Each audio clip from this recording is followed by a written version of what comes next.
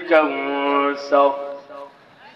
فصل لربك وانحر إن شانئك هو الأبتر آمنت بالله. وعن زبير بن العوام رضي الله تعالى عنه قال من استطاع منكم أن يكون له خبء من عمل صالح فليفعل. رواه صحيح الجامع أو كما قال رسولنا صلى الله عليه وسلم مال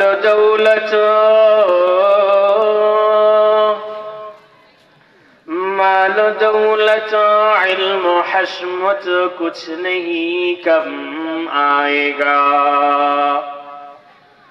माल दौलत इल्म हशमत कुछ नहीं कम आएगा मौत जिस दिन आ जाए गर्दन पकड़ ले जाएगा। ये हाल तेरा जाल है मकसूद तेरा माल है लाखों मोमिन को अंधा कर दिया।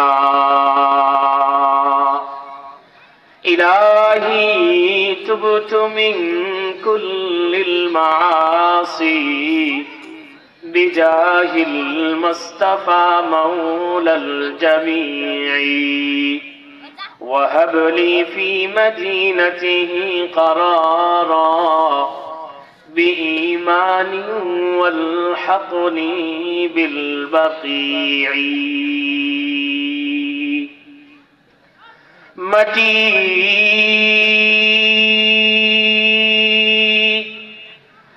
মাটি করোনা মাটির তরে তোমার মহৎ জীবন তারে জীবন যৌবন দাতা যিনি জীবন বিলাও তাহার তরে।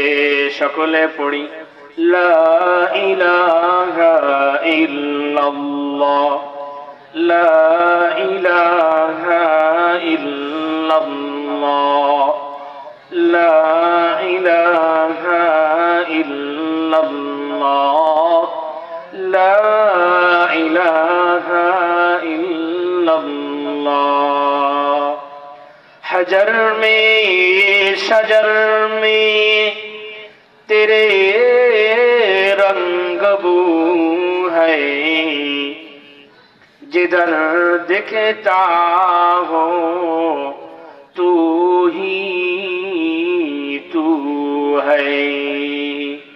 अल्हम्दुलिल्लाह আল করিম জামে মসজিদ ও এলাকাবাসীর উদ্যোগে পঞ্চম বার্ষিক ওয়াজ ও দোয়া মাহফিলের প্রধান মান্যবর সভাপতি আমন্ত্রিত ওলামা একরাম সম্মুখপানে সমাবেত দিন প্রিয় ইসলাম প্রিয় ईमानदार मुमिन मुस्लिम भाईरा बुढ़ा बाबारा जुबक बाबारा लाउड स्पीकारेर आवाज যতদূর যাচ্ছে পর্দার অন্তরালে আমার আপনার সম্মানিত মা ও বোনেরা যেই রব্বে করিম আমাকে আপনাকে মায়া করে ভালোবেসে রবকে চেনার রবকে জানার রবকে বোঝার রাসূলের আশিক হওয়া কবরের ফিকির কবরের সওয়ালের প্রশ্নের উত্তর প্রদানের জন্য হাসর নাসরের নিরাপত্তা নেওয়ার জন্য কোরআনের প্রেমে কোরআনের মাহফিলে যেই রব্বে করিম আমাকে আপনাকে কোরআনের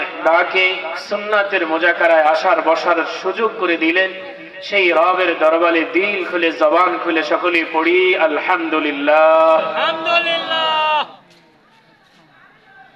ওয়াজ মাহফিল নসিহত করা এটা আল্লাহ তাআলার কাছে খুব পছন্দনীয়। যে কোনো নেক আমল এটা ছোট হলেও এটা আল্লাহ তাআলার কাছে পছন্দনীয় যদি সেটা নেক হয়।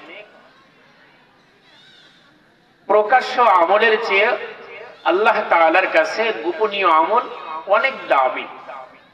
যদি সেটাকে প্রকাশ না করা যায়, ইসলামে শরিয়ত যেই আমলকে প্রকাশ্যে করার অনুমতি দিয়েছে, ফরজ অবশ্যই করতে হবে।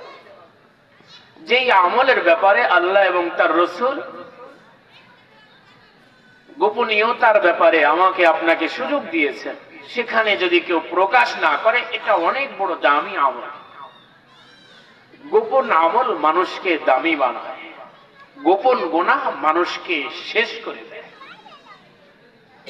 গোপন গুনাহ মানুষের জীবন, মানুষের যৌবন, মানুষের দুনিয়া, মানুষের আখিরাত, রবের সাথে সম্পর্ক একেবারে নিচে নামিয়ে দেয়।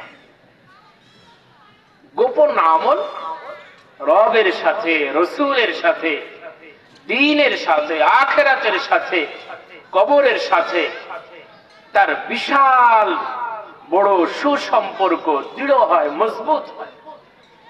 এজন্য আমলকে গোপন করা চাই।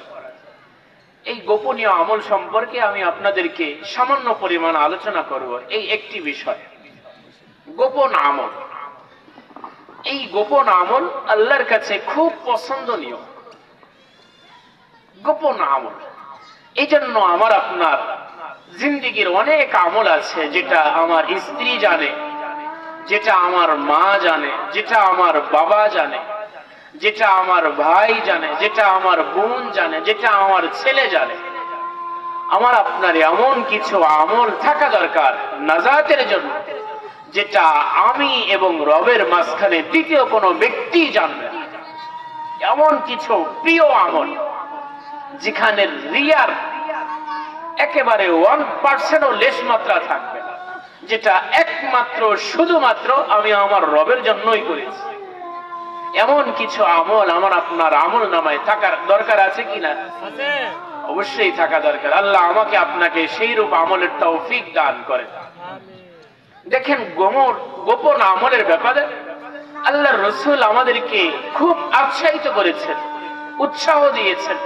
আল্লাহর রাসূলও করেছেন, সাহাবীরাও করেছেন গোপন আমল করা।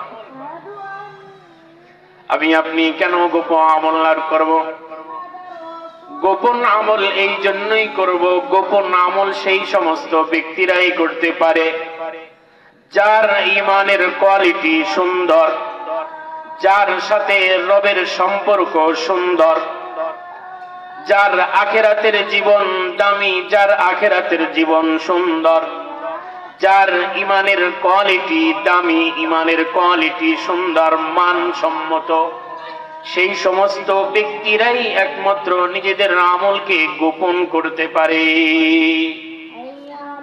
যার আমল সুন্দর না, যার আখিরাতের জীবন সুন্দর না, যে রবকে ততটা মানে না, রসুলকে ততটা জানে না, বোঝে না, মানে না, সে তার আমলের মধ্য থেকে গোপন আমল খুবই অল্প করেই না।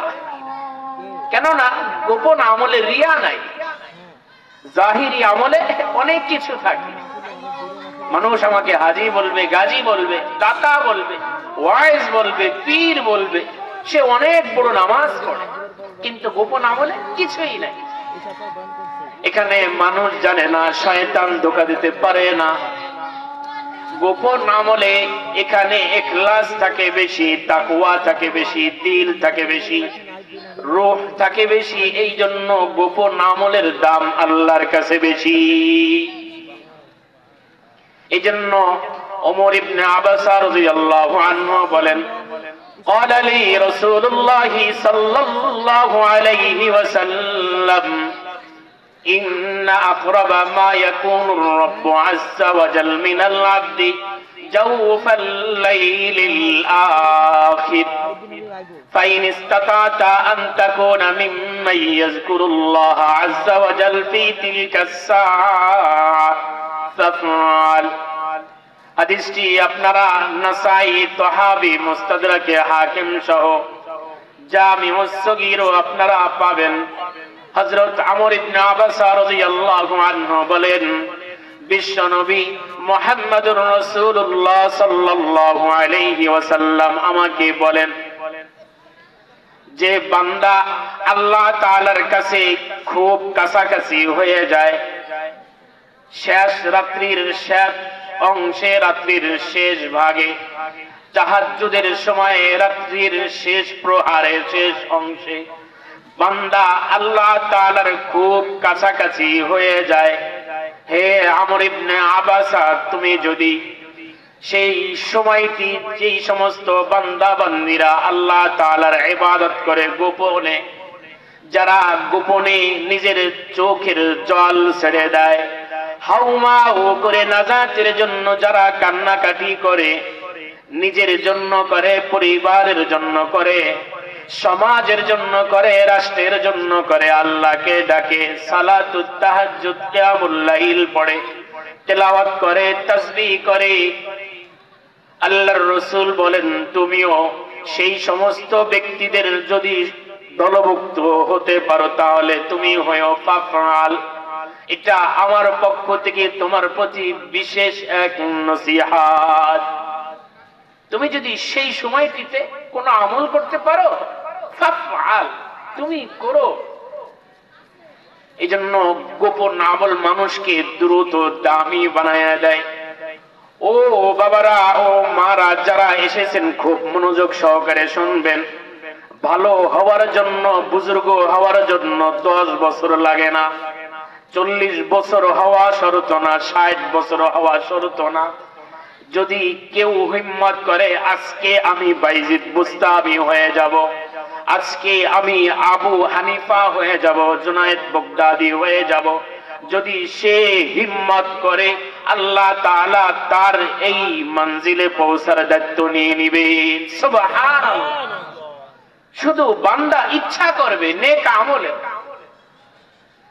এই জন্য বেশি সময় লাগে না, বড় হওয়ার জন্য বেশি সময় লাগে না। গোপন আমল মানুষকে দামি বানায়, গোপন গুনাহ মানুষকে ধ্বংস করে। ফেসবুক, ইউটিউব, আপনি অ্যাটাচ রুমে গিয়ে কি দেখেন? শীতকাল চলছে, ল্যাপের তলে গিয়ে, ও যুবক, ও যুবতী, ভাই বোন, বিশেষভাবে তোমার পায়ে ধরে বলছি, আল্লাহ তোমারকে যৌবন দিয়েছেন এই আকাম ওকাম খারাপ জিনিস দেখার জন্য না, এই অসৎ পথে তোমার আপনার মহা মূল্যবান সম্পদ বিসর্জন দেওয়ার জন্য না। ইসলাম তোমার আমার পর্যন্ত এসেছে যুবকের রক্তের উপর দিয়ে।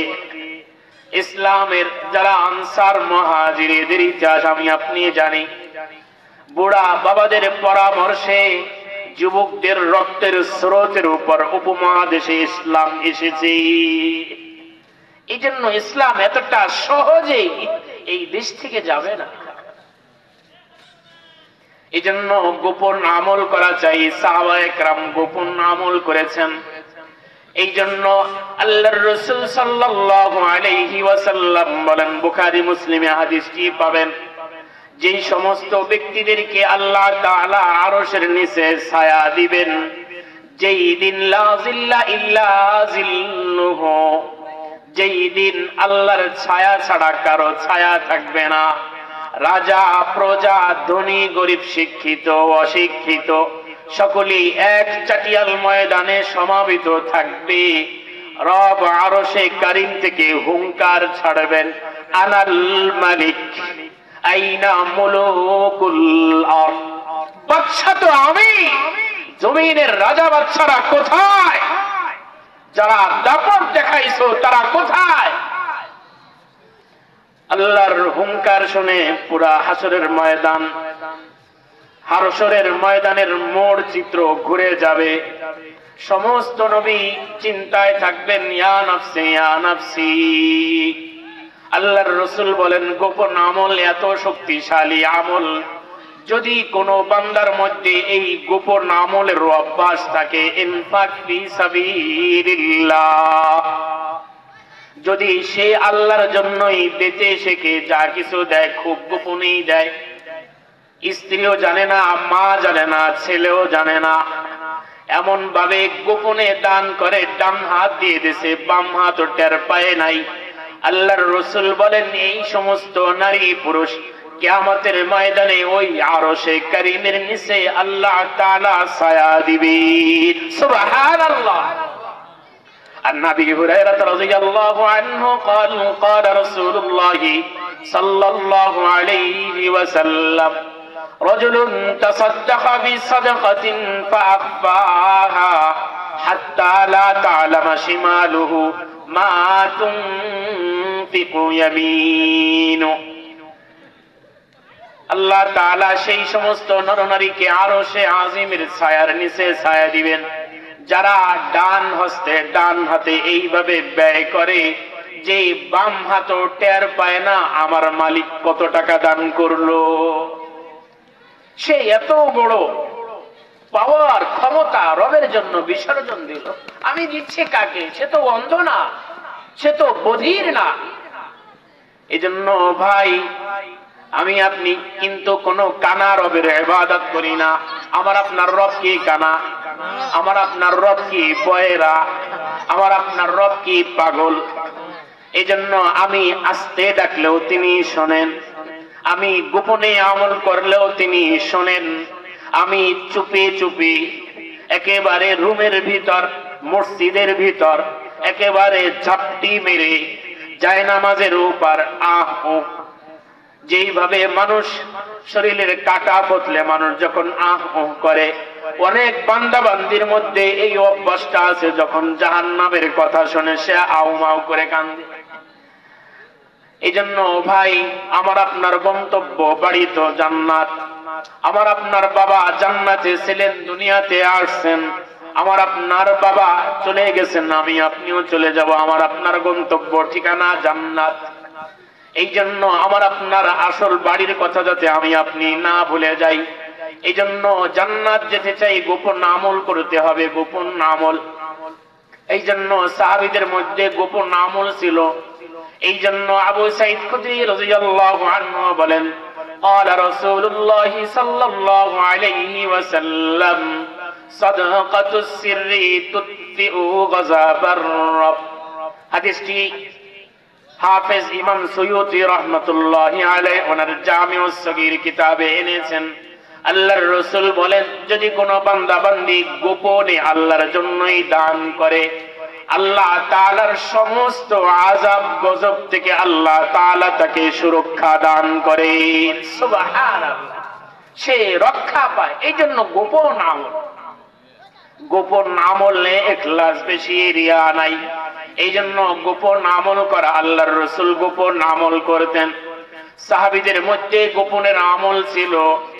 এই জন্য তাহজিবুল কামাল জগৎ বিখ্যাত আসমাউর রিজালের কিতাব, সমস্ত সাহাবীদের মধ্যে এই অভ্যাসটি ছিল। আমার আপনার মধ্যে বর্তমান যে অভ্যাসটি নাই। আমরা আমলের কথা প্রকাশ করি কিন্তু গুনাহের কথা গোপন রাখি। সাহাবীদের আমল ছিল উল্টাটা। সাহাবীরা গুনাহের কথা প্রকাশ করে দিতেন, আমল গোপন রাখতেন। এই জন্য তাদের আমল পরিমাণে কম হলেও তারা আমাদের থেকে আগায়ে গেছেন। আমাদের আমল বেশি হইলেও এই কারে আমরা পিছায় আছি। আমরা আমল প্রকাশ করি। মসজিদ কার জানো? আজকে মাহফিল কার হচ্ছে জানো? এখানে কত টাকা আমি দিয়েছি জানো? এই কবরস্থান কার জানো? আমি কে? আমি রাত্রে কত রাকাত তাহাজ্জুদ পড়ি জানো? এই গেঞ্জিটা এটা কোন হজ থেকে আনছি জানো? বড়াই লেখা। সপ্তম বছরের আমি 10 বার উমরা করেছি, 40 বার হজ করেছি। যদি রিয়ার জন্য হয় তার এই কথার সাথে আল্লাহ তাআলা সাথে সাথে ওই 10 বছরের উমরা বাতিল করে দিবে। তুমি শুনাই মজা পাইছো, তোমার তো উদ্দেশ্য হয়ে গেছে, আমার জন্য তার করো নাই। এই জন্য ভাই গোপন আমল, গোপন আমল মানুষকে দাপনি বানায়। فمن يعمل مثقال ذرة شرا يره ومن يعمل مثقال ذرة خيرا يره। যদি ভালো আমল আমি আপনি সামান্য পরিমাণও করি, এটাও আমাকে আপনাকে দেখানো হবে। যদি খারাপ আমল যদি পরিমাণে আমি আপনি অল্প করি, সেটাও দেখানো হবে। যদি 40 কেজি দুধে আমি 1 পোয়া পানি দিয়ে দিই সেটাও দেখানো হবে। আর যদি 100 রাকাত নামাজে যদি আমি 2 রাকাত মানুষকে দেখানোর জন্য পড়ি এটাও কেউ দেখানো হবে। সবটাই আমাকে আপনাকে দেখানো হবে, আমার আপনার সম্মুখে নামায়ে আমলকে পেশ করা হবে। এই জন্য গোপন আমল করা চাই। এই জন্য আব্দুল্লাহ ইবনে দাউদ আল খুরাইবি রাহমাতুল্লাহি আলাইহি বলেন, সমস্ত সাহাবীদের মধ্যে একটা অভ্যাস ছিল, কানু ইস্তাহাব্বুনা আইয়াকুনা লির-রাজুল খাবিআতুন মিন আমালিন সালিহিন লা তা'লামু যাওজাতুহু ওয়ালা গায়রাহা। তাহযীবুল কামাল আসমাউর রিজালের কিতাবে ঘটনাটি আপনারা পাবেন। আব্দুল্লাহ ইবনে দাউদ আল খুরাইবি রাহমাতুল্লাহি আলাইহি বলেন, সমস্ত সাহাবীদের মধ্যে এই গুণটা ছিল। যদি সাহাবীরা কোনো নেক আমল যদি গোপনে করার সামর্থ্য থাকতো, তাদের সাধ্য থাকতো, তারা আমলটাকে এত গোপন করতেন যে তার স্ত্রীও জানতো না, দুনিয়ার কোনো মানুষ জানতো না। সুবহানাল্লাহ, অনেক দামি আমল। এই জন্য ইমাম আউজাই রাহমাতুল্লাহি আলাইহি ঘটনা এনেছেন। ঘটনাটি আপনারা হুলিয়াতুল আউলিয়া আবু নুঈম আল আসবাহানির কিতাবে আপনারা পাবেন, তাবাকাতুল আসফিয়াতেও আপনারা পাবেন।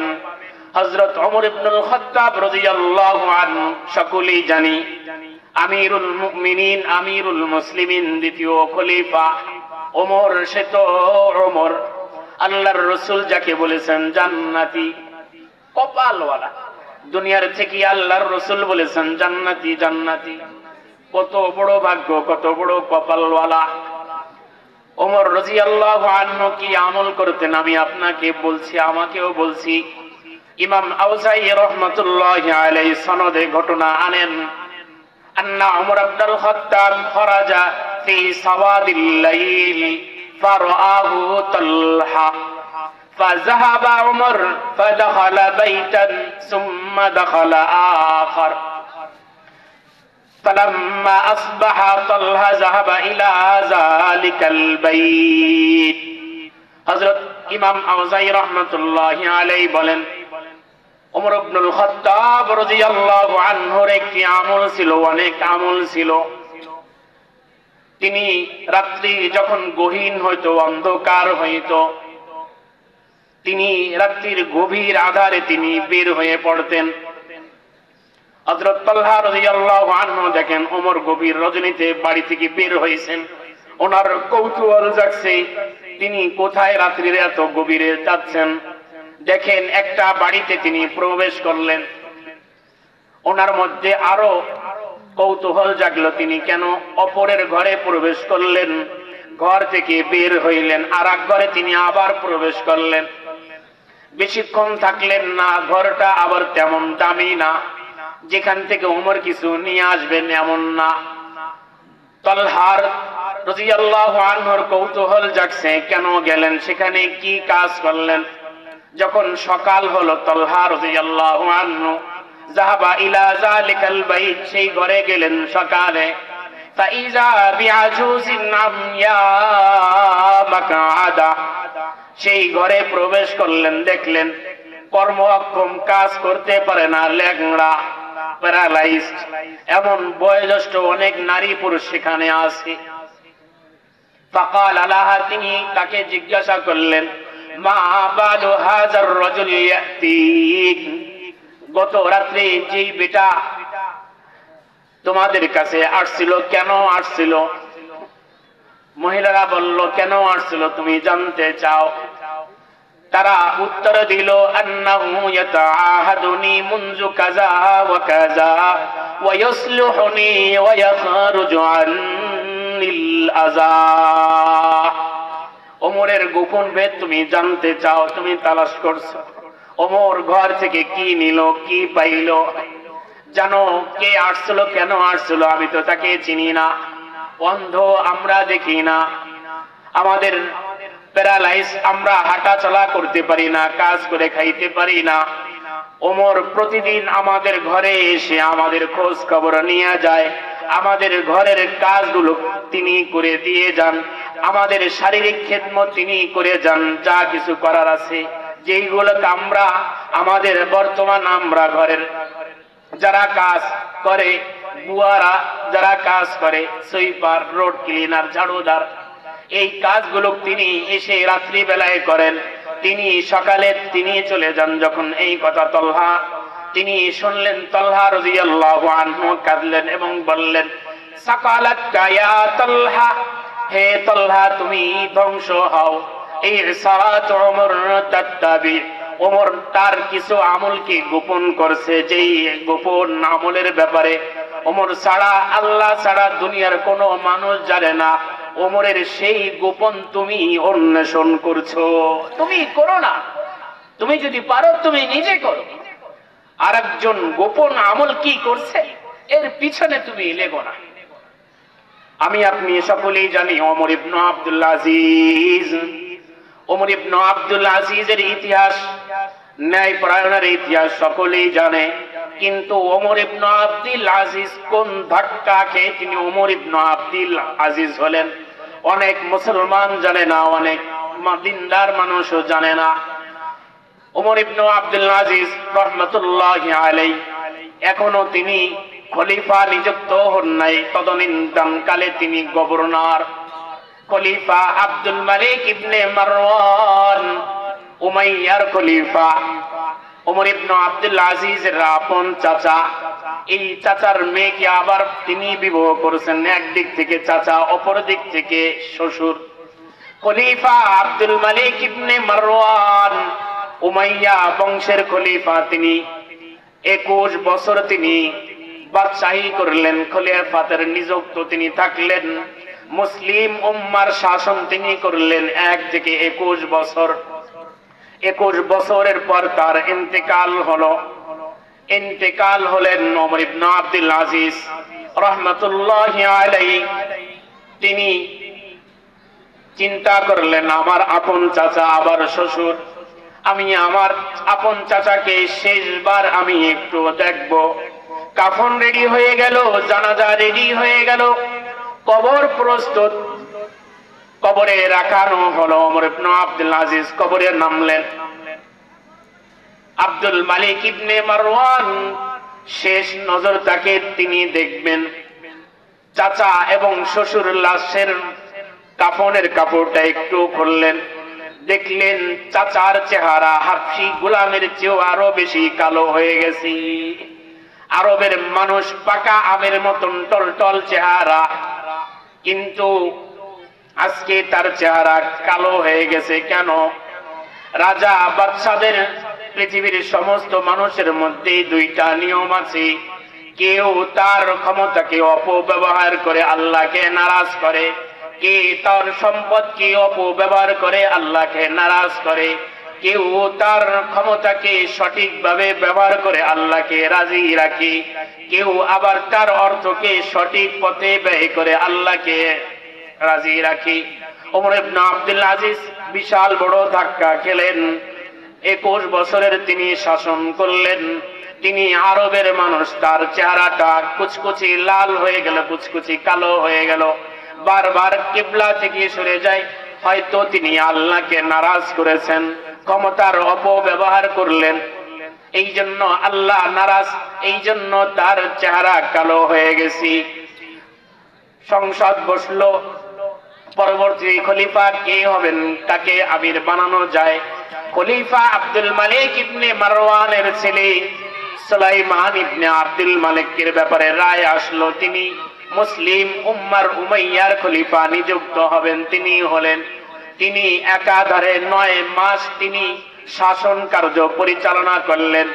9 বছর পর তিনি ইন্তেকাল করলেন। ওমর ইবনে আব্দুল আজিজ আগে এক ধাক্কা খাইলেন, আবার তার কৌতূহল জাগলো, আগে শ্বশুরের লাশ দেখছি, এবার চাচাতো ভাইয়ের লাশ দেখবো কেমন। যখন সুলাইমান ইবনে আব্দুল মালিকের লাশ কবরে রাখা হলো, কবরের মাটি একেবারে ভূমিকম্পর মতন কাঁপাকাঁপি শুরু করে দিল। ওমর ইবনে আব্দুল আজিজ রাহমাতুল্লাহি আলাইহি তখনও খলিফা নিযুক্ত হন নাই, তখনও তিনি গভর্নর। তিনি আদেশ করলেন তোমরা তাকে দ্রুত মাটি দিয়ে দাও। সুলাইমানের মাটি হয়ে গেল। সুলাইমানের পরে কাকে খলিফা হিসাবে নিযুক্ত করা যায়? সকলেই পরামর্শে বসলো। পরামর্শে সিদ্ধান্ত হলো আব্দুল মালিক ইবনে মারওয়ানের আরেক ছেলে ওলীদ ইবনে আব্দুল মালিক, একে শাসন ক্ষমতা তার হাতে অর্পণ করা হবে। খলিফা ওলীদ ইবনে আব্দুল মালিক তিনি এক বছর করে 10 বছর তিনি খলিফা নিযুক্ত থাকলেন। 10 বছর পর তিনি ইন্তেকাল করলেন। বলেন বাদশাদের ইন্তেকাল আছে না নাই? বাদশারা মরবে কি মরবে না?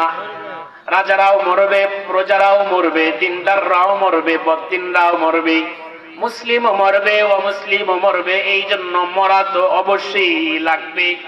এই জন্য আমার মরাটা যাতে সুন্দর হয়, আমার বাহনটা যাতে সুন্দর হয়, আমার শেষ সময়টুক যাতে সুন্দর হয়, মানুষ যাতে সুন্দর আশা নিয়ে সুন্দর ভাবে আমাকে আপনাকে দোয়া দিতে পারে, এই জন্য রব্বে কারীমের কাছে সেই অবস্থা থেকে বারবার পানা চাওয়া যে হে রব, আমাকে সাকরাতুল মাউত থেকে আপনি হেফাজত করেন, ঈমান নিয়ে যাতে আপনার কাছে আমি যেতে পারি। ওলীদ ইবনে আব্দুল মালিক ইন্তেকাল করলেন। ওমর ইবনে আব্দুল আজিজ রাহমাতুল্লাহি আলাইহি চিন্তা করলেন এই লাশটাও আমি দেখব। ওলীদের লাশ রেডি হয়ে গেল, জানাজা হয়ে গেল, দাফনের ব্যবস্থা হলো, কবরও রাখানো হলো। তিনি কবরে নামলেন, দেখলেন ওলীদের কাফনটাকে একটু করলেন, দেখলেন ওলীদের লাশ কুচকুচি কালো হয়ে গেছে। যতবার কিবলামুখী করা হয় পূর্ব দিকে ফিরে যায়। তিনি আবার ধাক্কা খাইলেন। হয়তো ওলীদ তার ক্ষমতাকে অপব্যবহার করছে, সম্পদকে অপব্যবহার করছে, এই জন্য আল্লাহ নারাজ, এই জন্য তার চেহারা কুচকুচি কালো হয়ে গেছে, বারবার পশ্চিম পূর্ব দিকে ফিরে যাচ্ছে, মারা গেল। পরামর্শ বসলো এখন মুসলিম উম্মার খলিফা কে হবেন?